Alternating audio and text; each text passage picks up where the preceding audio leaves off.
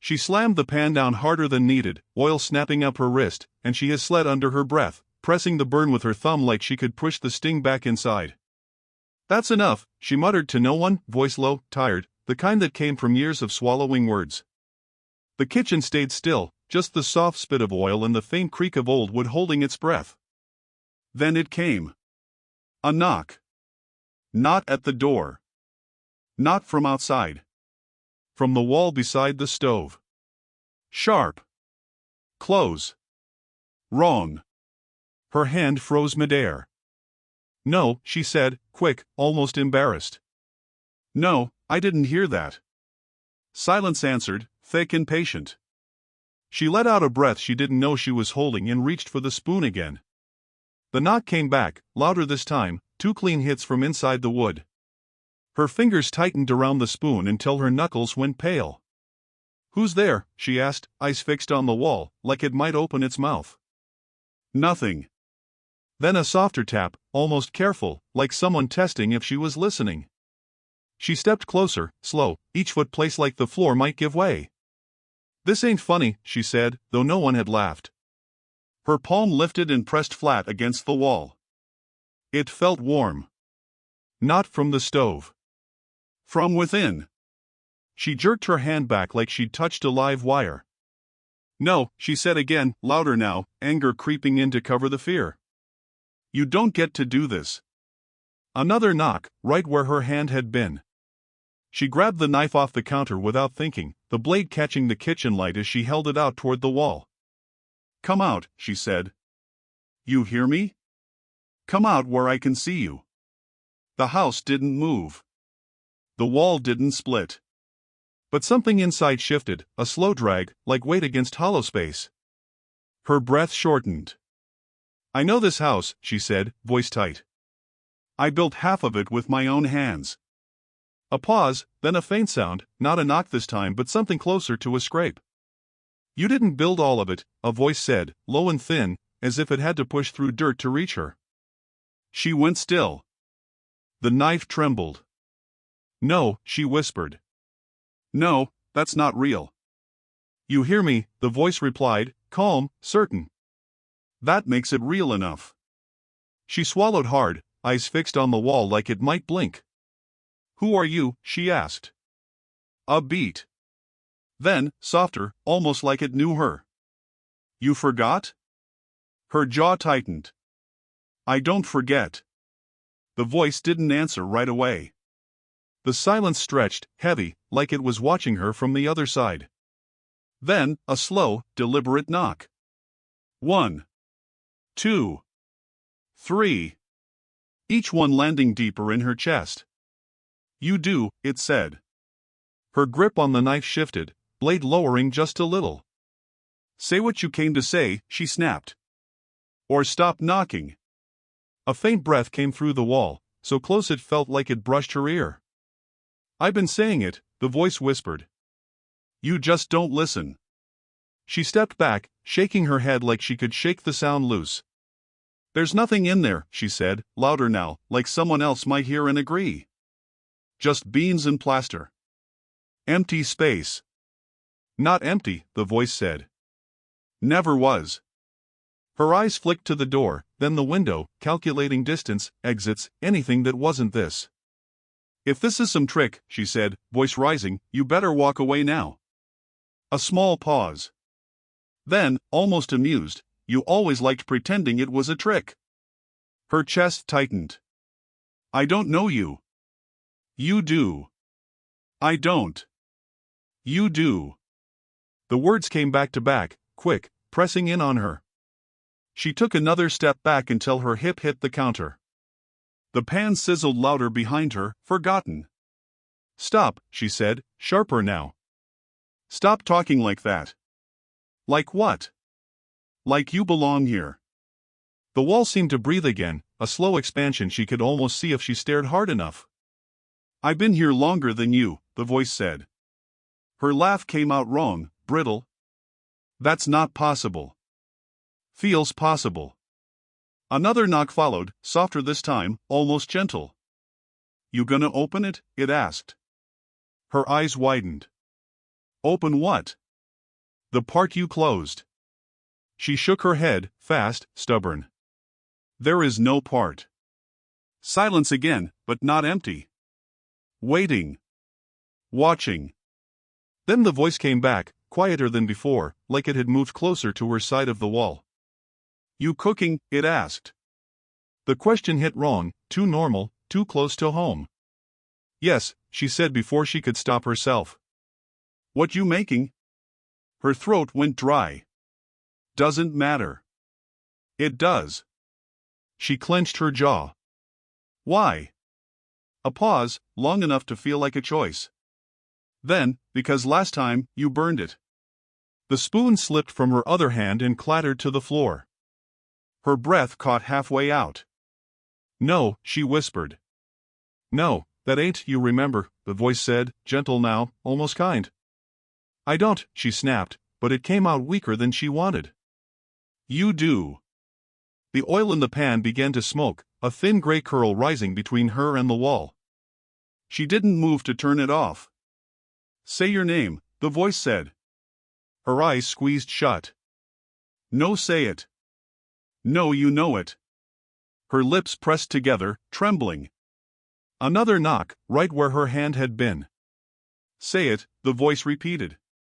She opened her eyes, staring straight at the wall, tears sitting there but not falling. I don't owe you that, she said. The reply came quick, almost immediate. You owe me everything. She stared at the wall, chest rising too fast, the smoke from the pan curling past her face as if nothing had changed. You're lying, she said, but her voice didn't carry weight anymore. The wall stayed quiet for a beat, like it was deciding how much to show. Then a soft tap came again, lower this time. She moved closer without thinking, drawn in by something she didn't want to name. Her fingers hovered, then knocked back. Once. Twice. The sound that came from inside wasn't solid. It was hollow. Too hollow. Her breath caught. That ain't right, she whispered. She knocked harder. The wall answered with a dull, empty thud, like there was space behind it. Not beams. Not support. Space. Who's in there? She demanded, voice rising. Silence stretched, but it wasn't empty. It pressed back at her. Then the voice slipped through again, thinner now but clearer. You left me. Her stomach dropped. She took a step back, shaking her head fast. No, she said. No, I didn't leave anybody. Yes. The word came flat. Certain. Her grip tightened around the knife again, though she didn't remember lifting it. That's not my voice, she muttered. That's not real. Feels real, it replied. She swallowed hard, eyes flicking across the wall like she could find a seam, a door, anything that made sense. If someone's trapped in there, say your name, she said, forcing control into her tone. Say it clear. A pause. Then, softer than before, almost like it hurt to speak, you know it. Her chest tightened again. No, I don't. You do. The words came back steady, pressing into her. She stepped forward again despite herself and pressed her palm flat against the wall. This time she didn't pull away. She felt it. Not just warmth. Movement. Faint, like breath through wood. Her fingers curled slightly. There's no space here, she said, quieter now. This wall backs into nothing. Not nothing, the voice answered. You made room. Her jaw clenched. I didn't make anything. You did. She knocked again, harder, her fist stinging on impact. The hollow echo came back louder, deeper, like it stretched farther than it should. Her eyes widened. How far does this go? She whispered. No answer. Just a faint scrape from inside, like something shifting its weight. Don't move, she snapped, as if that would hold it still. The scrape stopped. A beat passed. Then, slow and careful, you're scared. She let out a short, sharp laugh that broke halfway through. Of what? A wall? Of what's in it? Her lips pressed tight. There's nothing in it. Then open it. The words landed heavy. She stared at the wood, at the place where the sound felt closest. I don't need to open anything, she said. I know what's in my own house. Do you? The question came quick, almost sharp. Her throat tightened. Yes. Then why you asking? She didn't answer. Her eyes stayed locked on the wall, like it might shift if she looked away. Another faint knock came from inside, softer than before, almost like a signal. Still here, the voice said. She shook her head again, slower now. This is some trick, she whispered. Someone's behind the wall. There's a crawl space or something. You checked before. Her breath hitched. No, I didn't. You did. The certainty in the voice made her stomach twist. I would remember that. You remember parts. I remember everything that matters. A pause. Then, low, almost gentle, that's the problem. Her hand slid down the wall, fingers dragging across the surface like she was trying to feel a hidden edge. If there's a gap, she said, more to herself now, there's got to be a seam. There is. Her head snapped up. Where? Silence. Then, a light tap from slightly to the left of where she'd been touching. She moved toward it slowly. Here, she asked. Closer. She shifted again, heart pounding louder in her ears. Here? Closer. Her palm landed flat against a spot that felt no different than the rest, but the moment she touched it, the voice came right against her hand. There. She jerked back like she'd been burned. No, she said, breath shaking. No, that's not possible. Feels possible. She stared at that spot, eyes narrowing. If I hit this, she said slowly, it should sound the same as the rest. Try. She hesitated, then lifted her fist and knocked. The sound came back deeper. Emptier. Like it dropped instead of bounced. Her face drained. That's not solid, she said. Never was. Her pulse raced. Why didn't I see this before?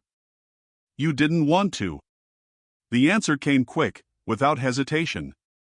She swallowed, her gaze still locked on that place. If there's space, she said, voice tight, there's something holding it up. There's structure. There was.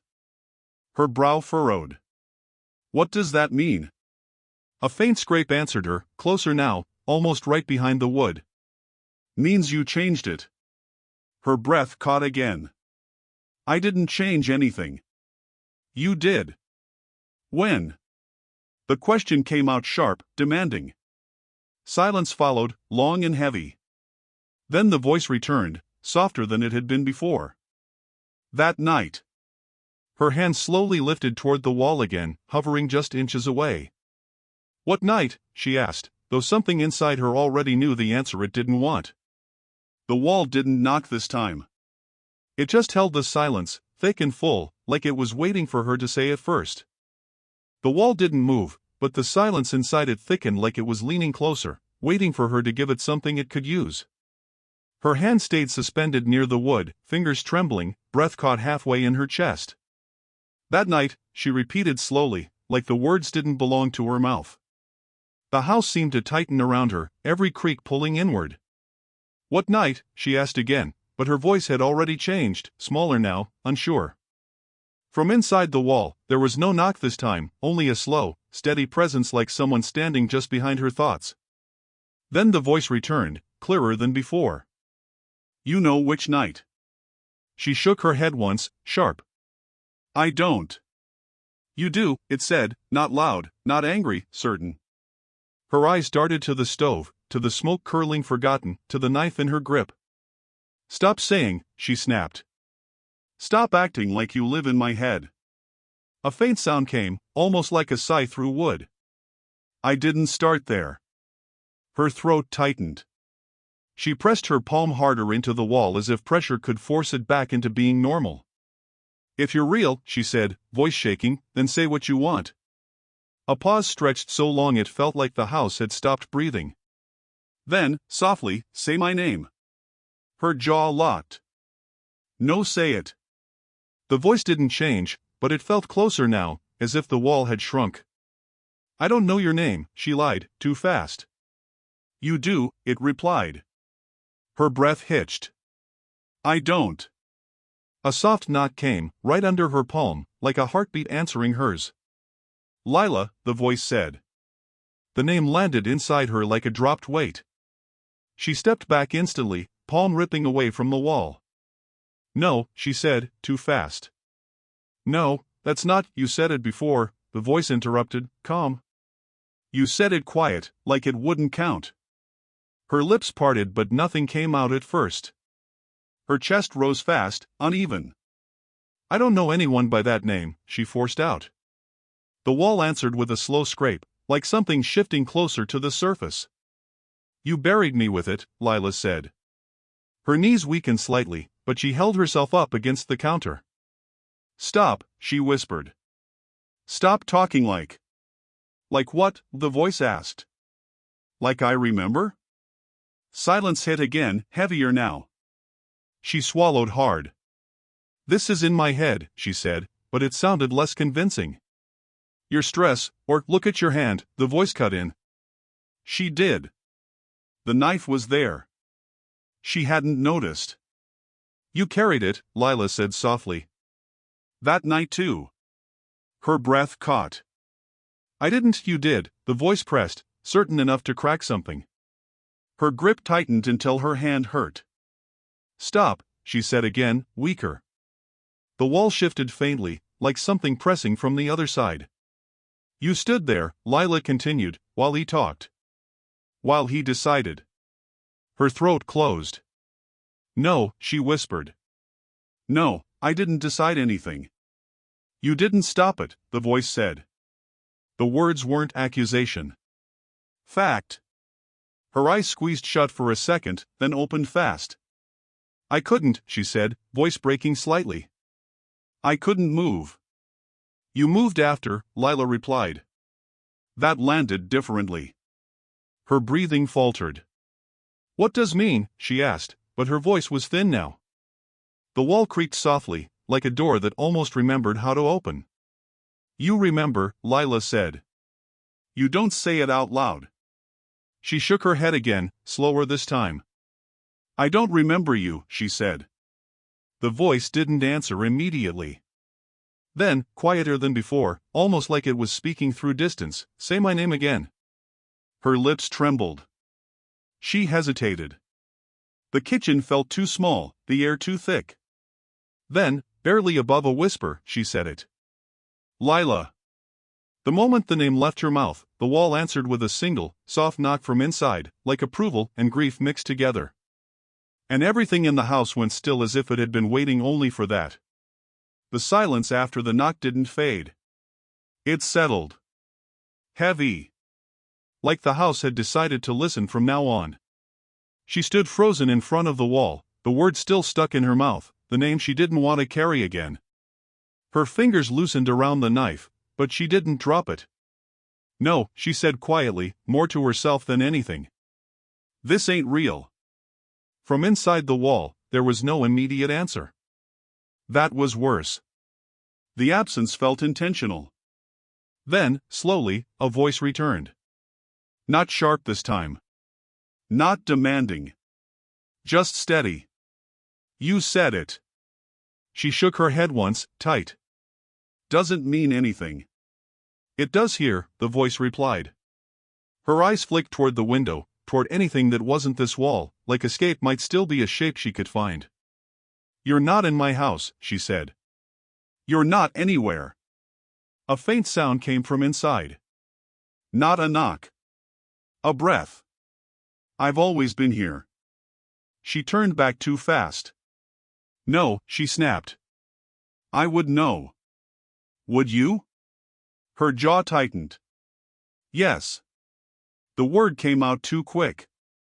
Too defensive. The wall didn't respond immediately. Instead, it seemed to shift in tone, like it was remembering something she wasn't ready to hear. You think he let you forget? Her grip on the counter tightened. "Don't say that name." "He didn't need to," the voice continued. "You did it for him." Her chest rose sharply. "Stop," she warned. "You don't know what you're talking about." "I was there," it said simply. That stopped her. The kitchen felt colder suddenly. She swallowed hard. "No one was there," she said, but it came out weaker this time. "Just me." A pause. Then, closer than before, and him. Her vision narrowed slightly. "You're trying to confuse me," she said. "That's all this is." The wall answered with a soft scrape, like something dragging itself forward in the dark. "You remember the badge," the voice said. Her breath caught without permission. "Don't," she whispered. "The way it shined under the lamp," it continued anyway, calm and precise. "The way you thought it meant safety." Her fingers twitched around the knife again. "Stop talking," she said, but her voice had lost force. "You were standing in the kitchen," the voice went on. "Same place. Same pan. Same silence." Her throat tightened. "No," she said again, but it was slipping. "You were cooking," it said. Like nothing was wrong. Her eyes darted to the stove. The pan was still there. Cold now. Oil still shimmering slightly like it never settled right. "That didn't happen," she said, but she didn't believe it as much as she wanted to. "You hear it," the voice replied. "That's enough." A knock came again. Softer. Closer. Right behind the wall where her shoulder almost touched. She flinched. "Stop hiding behind it," she said, anger rising again to cover fear. "If you got something to say, say it straight." A pause. Then the voice shifted. Lower. "You didn't see him leave."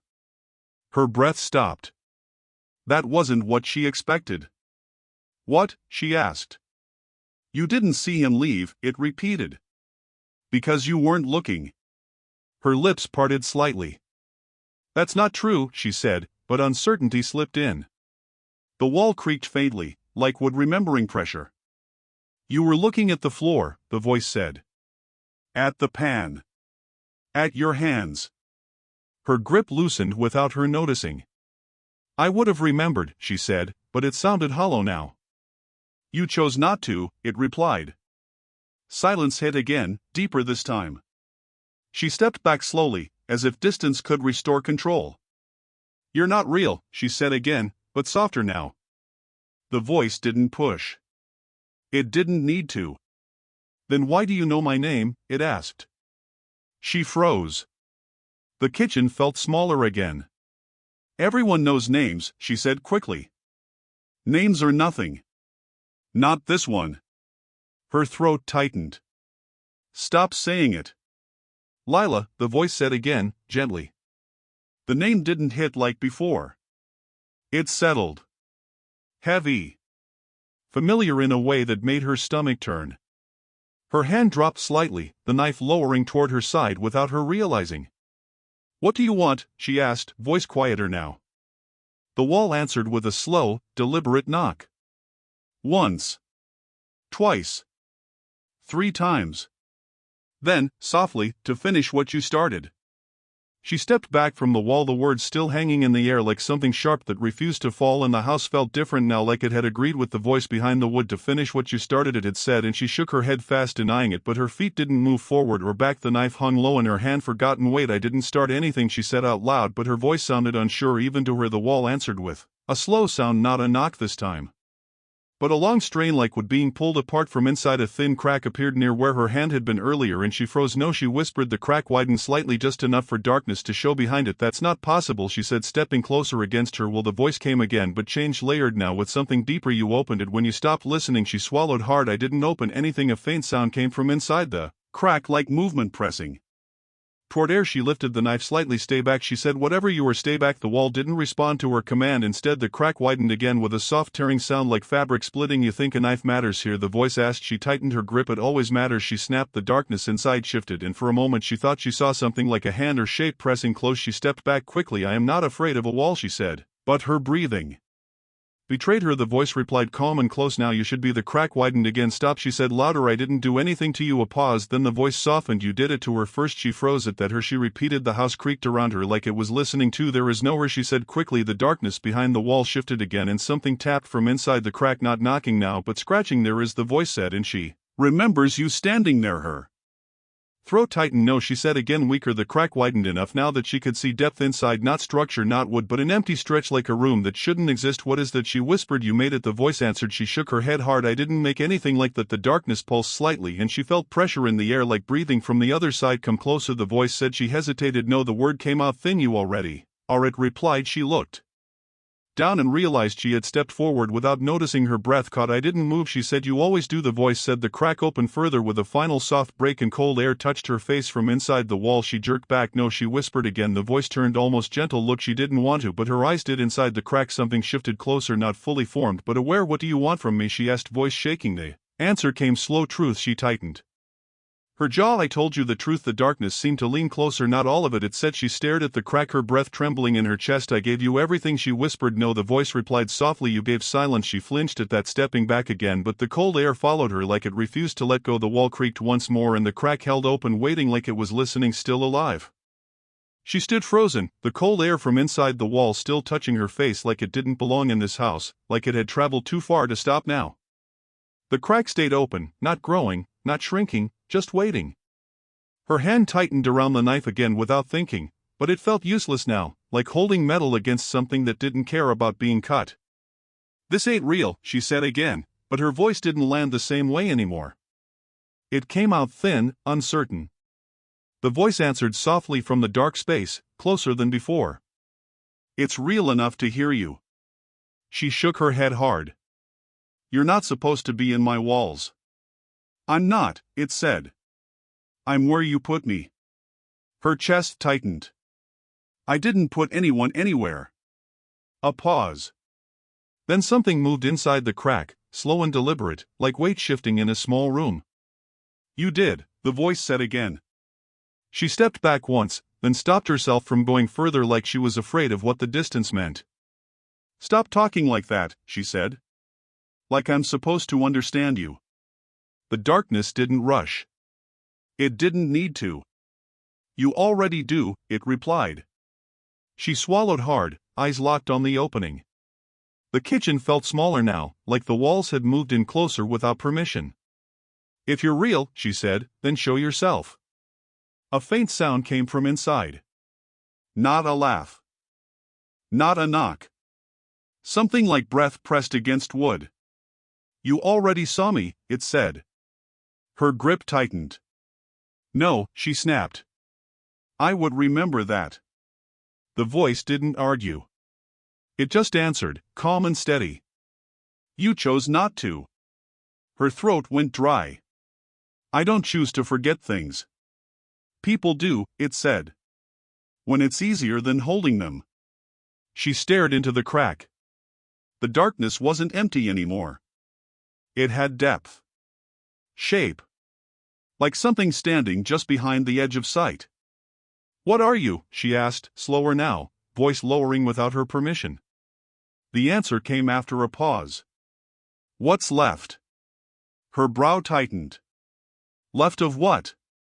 Another small shift inside the wall, like something turning to face her fully. Of what you didn't stop. Her breathing hitched. I didn't stop anything because there was nothing I could stop. The voice stayed steady. That's what you told yourself. She shook her head again, but weaker now. I don't know you, she said, almost pleading. You keep saying I do, but I don't. The crack creaked slightly wider, not breaking further, just opening like it was deciding how much to show. You know my name, it said. Her lips parted but no words came. The silence between them stretched until it felt like something else was filling it. Then, softly, Lila. Her body tensed at the name, not from surprise anymore but from something deeper, something that felt like recognition she didn't trust. "Stop," she said, but it came out quieter than before. "You don't get to say that." "You said it first," the voice replied. She stepped forward without meaning to, then stopped halfway, realizing she was moving toward the crack again. "I don't remember saying anything," she said. "That's the problem," it answered. The kitchen lights flickered slightly, not enough to change the room, just enough to make her notice time felt unstable. "If you're in there," she said, forcing her voice steady again, "then you're trapped. That means I can fix it." A pause. Then the voice changed tone slightly, not threatening, just certain. "Fix what?" She hesitated. "Whatever you are." The darkness seemed to shift closer again. "You think I'm the problem," it said. "I think you're not supposed to be here," she answered. "Neither am I," it replied. That made her stop. The knife lowered slightly without her realizing it. "What does that mean?" she asked. The answer came slower now. "It means you built a place where things don't leave clean." Her jaw tightened. "I didn't build anything like this." "You did," it said again, but softer. "When you stopped listening." She stared at the crack. Something inside moved again, closer this time, not fully visible but no longer hidden. Her breath shook. "What do you want from me?" she asked again, but it wasn't sharp now. It was tired. The voice answered without delay. "To be seen." The words hit differently. Not like accusation. Like demand. Her hand loosened around the knife completely now, though she didn't drop it. "I don't know how," she whispered. The darkness didn't rush her. It just waited. "You already did once," it said. And the crack held open like it remembered too.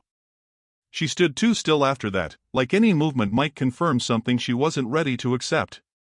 The crack in the wall stayed open, breathing faintly with cold air that didn't belong in her kitchen.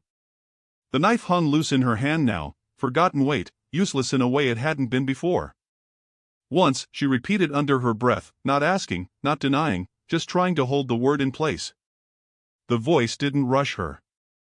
It waited like it had all the time in the world. Then it said, quiet and close, the night it happened. Her stomach tightened instantly. "Stop," she said, faster this time.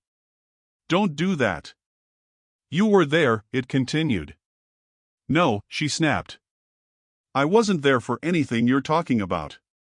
The crack shifted slightly, like something inside leaned forward. "You were in the kitchen," the voice said. "Same kitchen." Her breath caught. "No," she said again, but weaker now.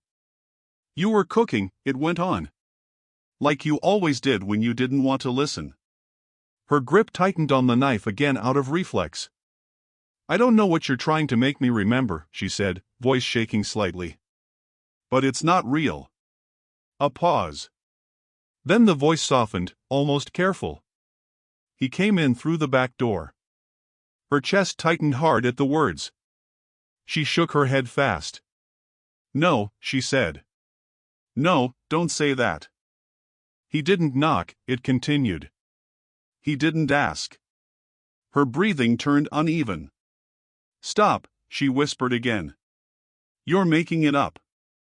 The wall creaked faintly, like it was adjusting its weight. "You saw him," the voice said. "You looked right at him." Her lips parted, but nothing came out at first. Then she forced it. "I would have stopped it," she said, but it sounded like she was trying to convince herself more than it. "You didn't move," the voice replied. Her throat tightened. "I couldn't move," she said quickly. "I was frozen." "You weren't frozen," it said. "You were deciding." That word hit harder than the rest. Her eyes flicked to the crack, then away again like she couldn't hold it. "That's not true," she said. "I didn't decide anything." "You did," it repeated, steady and unchanging. The kitchen felt colder now. She swallowed hard. "What are you talking about?" she asked, voice cracking slightly. The voice didn't answer immediately. Inside the wall, something shifted again, closer, like memory pressing against wood. Then it spoke. He asked you to stay quiet. Her breath caught. No, she whispered. You agreed, it said. She shook her head hard. No, she said again, louder now, but it didn't carry strength. You didn't scream, the voice continued. You didn't call anyone. Her chest tightened painfully. I couldn't, she said. There was no time. There was, it replied. She stepped back slightly without realizing it, hitting the counter behind her. Stop, she said again, but now it was barely holding together. The voice didn't stop. You chose the pan, it said. Her body went still. The pan on the stove, cold now, sat untouched. You chose to keep cooking, it continued.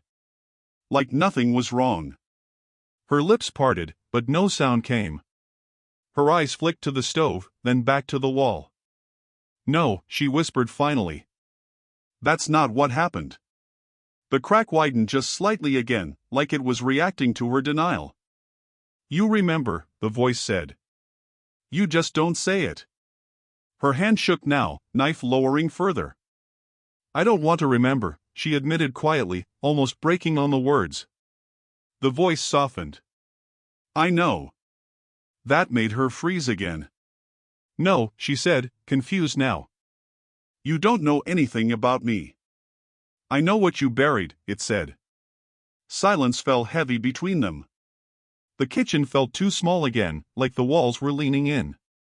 Her breath came uneven, shallow. If I remember, she said slowly, then you're part of it. I am, the voice said without hesitation. That honesty shook her more than anything else. She stared into the crack again, and this time she didn't step away immediately. Tell me everything, she said, voice low. The voice didn't rush. You don't want everything, it said. You want the part you can survive. She swallowed hard. Then start there, she said. The darkness inside the wall seemed to settle, like it had been waiting for that exact permission. You were holding the knife first, it said softly. Her body went rigid. No, she whispered. But this time, she didn't step back. She didn't move after that last sentence. The knife hung lower now, almost touching her thigh, like it no longer belonged in her hand. The kitchen felt wrong in a quiet way, like it was remembering something she refused to. The crack in the wall stayed open, steady, patient. I wasn't holding anything first, she said finally, but her voice didn't sound sure anymore. The voice inside didn't argue. It just stayed close. You were, it said. She shook her head once, slow. No, you were, it repeated, softer now, almost tired. A long silence stretched. The stove ticked faintly as it cooled, the only sound in the room besides her uneven breathing. You keep changing it, she said. Every time you talk, it changes. It doesn't change, the voice replied. You just stopped looking at it straight. Her grip tightened slightly again. I looked at everything that night, she said. Everything I had to. Not everything, it answered. The crack shifted a little, like something inside leaned closer again. There was more in the room than you remember, it said. She swallowed hard. What does that mean? The voice didn't rush. It means you weren't alone. Her breath caught slightly. I told you, she said quickly, defensive now. No one else was there. That's not what I said, it replied. Her eyes narrowed slightly. Then what are you saying? A pause. Then the voice changed, slightly deeper, like something behind it had stepped forward. I wasn't just her. That stopped her. Her, she repeated. The crack darkened slightly at the edges, like it was holding something back. Lila, she said under her breath, as if testing it again. No, the voice corrected gently. Not just her anymore. Her chest tightened. What are you talking about? She asked, slower now. The answer came carefully. There were others. She shook her head immediately. No, she said. There wasn't anyone else. There were, it insisted. Before her. The kitchen felt colder again. She shifted slightly without meaning to, stepping away from the wall for the first time since it began. "You're not real," she said again, but it sounded less like certainty and more like habit now. The voice didn't respond right away. Instead, something moved inside the wall, like multiple small motions at once, not one presence but several. "You hear us differently now," it said. Her brow furrowed. "Us?" The crack widened just enough for the darkness inside to feel layered, not empty. "We don't all speak at once," it continued. "Not anymore." Her throat tightened. "What is this?" she asked, voice low. "What did I do?" The answer came slower this time. "You stopped us from leaving." Her stomach twisted slightly. "I don't even know you," she said. "You keep saying I do, but I don't." "You did," the voice said again. "Each time." She stared at the crack, eyes tense. "Each time what?" The silence that followed felt heavier than before. Then the voice shifted, more than one tone slipping through at once, overlapping slightly. "Each time you closed the door." Her grip loosened again without her noticing. "What door?" she asked quietly. The wall creaked faintly, like something pressing against the other side from multiple points. "The one you don't want to see," it replied. She shook her head slowly. "There's no door in my wall." "There is," it said. "You covered it." Her breath slowed, uneven. "Why would I do that?" The answer came after a pause. "Because you were told to forget." That made her still completely. "By who?" she asked. The voice didn't answer directly. Instead it said, softer now, "You remember instructions better than faces." Her jaw tightened. "I don't take instructions from anyone," she said. "Not like that." "You did then," it replied. The crack in the wall pulsed faintly, like something breathing behind it again. "You were younger," it continued. "Not this version of you." She frowned slightly. "What does that even mean?" "It means you weren't alone in the house," it said again. Her eyes flicked briefly around the kitchen as if something might be standing just out of frame. "I lived here alone," she said. "Always."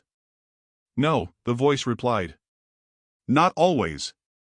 A long silence followed that. The air felt tighter now, pressing against her skin. She finally spoke again, quieter. "If there were others," she said, "then where are they now?" The crack didn't answer immediately. It just stayed open, dark and still.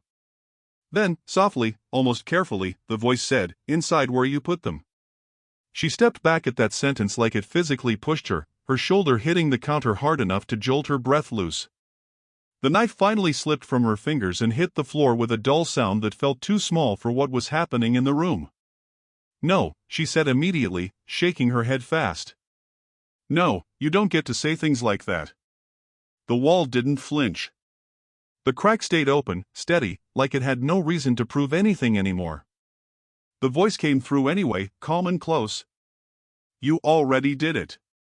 She stared at the knife on the floor for a second too long before forcing herself to speak. "I didn't put anyone anywhere," she said. "I don't even know what you are." "You know what we are," it replied. She bent down slowly, picked up the knife again, but her grip was different now, uncertain. The kitchen felt wrong in a quieter way, like the air had started agreeing with the wall instead of her. "If you're trying to scare me," she said, "it's not working." A faint sound came from inside the wall, like movement spreading through space. "We're not trying," the voice said. "We're remembering." She looked at the crack again, and for the first time it felt less like something broken and more like something opened on purpose. "Remembering what?" she asked. The answer didn't come right away. Instead, the house creaked softly, not from wood settling, but from pressure shifting through it. Then the voice spoke. "The house remembers you too." Her jaw tightened. "The house doesn't remember anything." "It does," the voice said. "It just doesn't speak your language." She exhaled sharply. This is in my head, she said again, but it sounded tired now. Stress. Sleep. Something. The wall didn't respond to that. Instead, something else changed. The kitchen light flickered once, then steadied, but the room felt slightly angled after it, like reality had been nudged. You feel it, the voice said. She didn't answer. You always feel it before you admit it, it continued. Her eyes narrowed slightly. Admit what? A pause. Then, softly, that you didn't live here alone. Her throat tightened. I told you, she said. I did. The voice didn't push harder, just stayed firm. You shared walls, it said. You shared silence.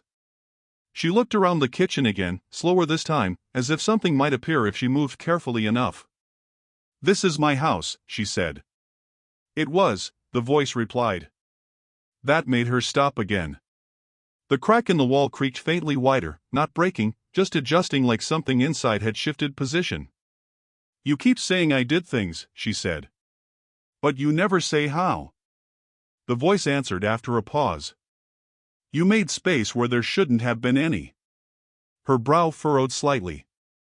That doesn't make sense. It does, it said. When you're told to make it quiet. Her hand tightened around the knife again. I don't take orders, she said. Not like that. You did then, the voice replied. The kitchen felt colder again, but not dramatically, just enough to notice. You don't know what I've been through, she said. The voice softened slightly. We know what you survived. She swallowed hard. That's not the same thing. It is here, it said. Silence stretched again, heavier now. The stove clicked once as it cooled further, a small domestic sound that felt out of place. She finally spoke again, slower. If I did something, she said carefully, why would I forget it? The voice didn't rush. Because forgetting was easier than opening it again. Her eyes flicked back to the crack. Opening what? She asked. The answer came quieter now, but layered again, like more than one voice speaking through the same space. The rooms you closed. She shook her head. There are no rooms inside a wall. There are in this one, it replied. She stepped forward slightly without meaning to, drawn again despite herself. Show me, she said, though her voice wasn't strong anymore. The crack responded immediately, widening just enough for the darkness inside to deepen. The air from it felt colder now, more certain. You already saw it once, the voice said. Her breath caught. No, she said. I didn't. You did, it insisted. And you sealed it. She stared into the opening, eyes narrowing as if she could force memory through it. If there's something in there, she said slowly, it's trapped because it belongs there. The voice paused. Then, softer, that's what you said before. Her grip tightened again. I don't care what I said before, she said. The crack held steady. The house was completely still now, like it was waiting for her next move. Then say it now, the voice replied. She hesitated. The silence pressed in around her. Finally, she said, show me what's inside. And the wall answered by going quiet in a way that felt like permission. She regretted the words the moment they left her mouth, but it was too late now. The silence inside the wall didn't feel empty anymore. It felt aware, like something had been given permission to breathe deeper. The crack widened slowly, not breaking further, just opening like an eye adjusting to light that wasn't supposed to exist. Her grip tightened around the knife again, but her arm didn't lift this time. It just stayed there, heavy, uncertain. You asked, the voice said softly.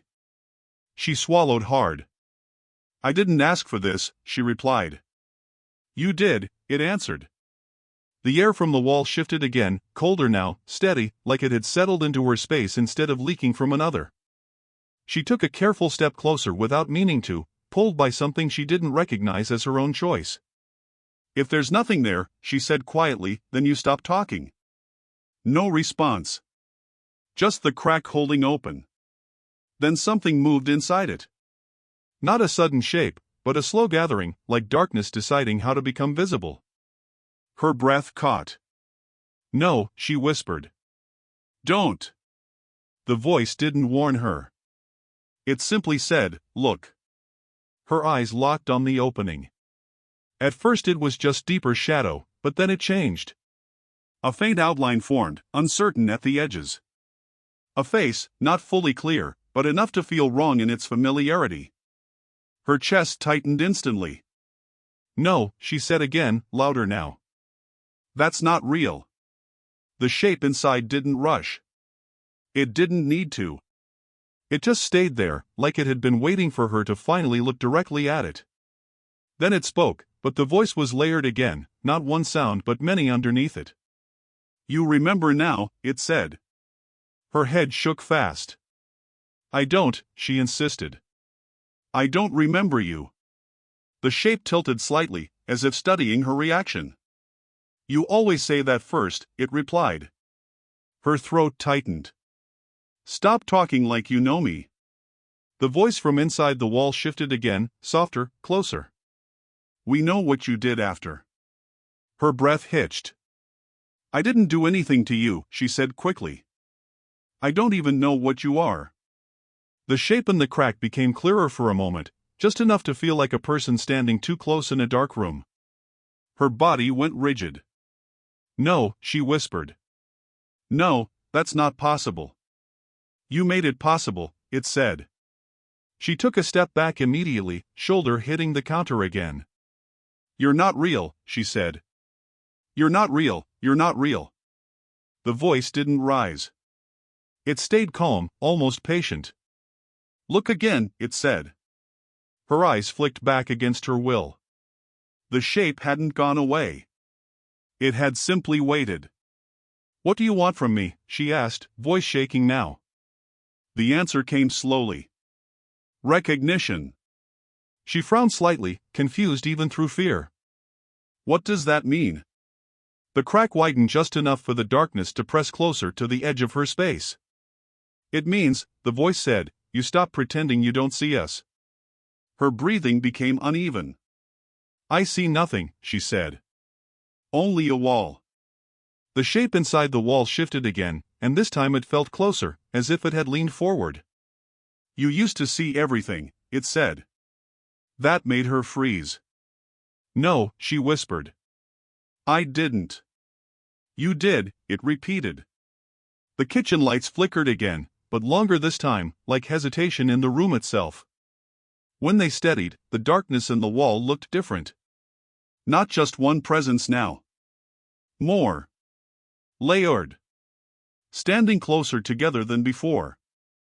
Her eyes widened slightly. "There's more than one of you," she said. The voice answered softly. "There always was." Her grip on the knife loosened again without her realizing it. "What are you?" she asked, but it sounded less like a challenge now and more like fear trying to name itself. The answer came in a quiet wave. "What you didn't let out." Her stomach tightened. "I don't understand," she said. "You will," it replied. The shape inside the wall shifted again, and for a moment it looked almost like a girl standing just behind the glass of something too thin to be a barrier. Her breath caught sharply. "Lila," she whispered without meaning to. The moment she said it, the wall responded with a soft, slow knock from inside the crack. Not loud. Not urgent. Just one. Like acknowledgement. And everything in the kitchen went still as the presence inside finally stepped closer without crossing through. She stood very still after the knock, like movement might change what was already decided. The kitchen felt narrower now, the air heavier, the crack in the wall holding steady like an open wound that refused to close. Her fingers tightened around the knife again, but it didn't feel like protection anymore. It felt like habit. "You keep calling her name," she said quietly, eyes locked on the darkness. "Like it means something to me." The voice answered from inside, calm and close. "It does." She shook her head once, slow. "I don't owe you anything." A pause. Then the voice shifted slightly, softer, almost patient. "Not anymore," it said. That made her frown. What does that mean? The crack creaked faintly, like something inside adjusted its position. It means we're not asking the same thing we were asking before, the voice replied. Her jaw tightened.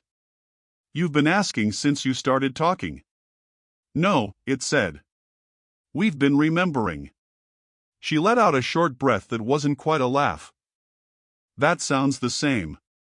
It isn't, the voice replied. Silence settled between them again, but it wasn't empty. It felt structured, like something was being prepared inside it. She shifted slightly, still against the counter, eyes never leaving the wall. If you're real, she said, then tell me what you